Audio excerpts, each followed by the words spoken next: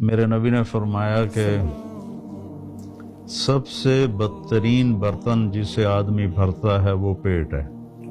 سب سے بدترین برتن جسے آدمی بھرتا ہے وہ پیٹ ہے۔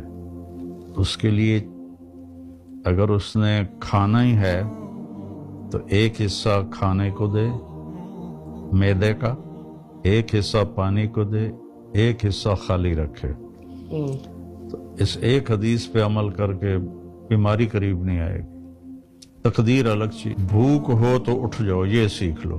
دسترخوان سے بھوک ہے اٹھ جائے، اٹھ جاؤ۔ مشکل چیز ہے۔ وہ غصے میں زبان پہ قابو رہے، دسترخوان پر ہاتھ پہ قابو رہے تو نہ ایمان خراب ہوگا نہ صحت خراب ہوگی۔ وہ غصے میں زبان بے قابو ہو جائے، دسترخوان پہ ہاتھ بے قابو ہو جائے، من بھی بیمار ہوگا، جسم بھی بیمار۔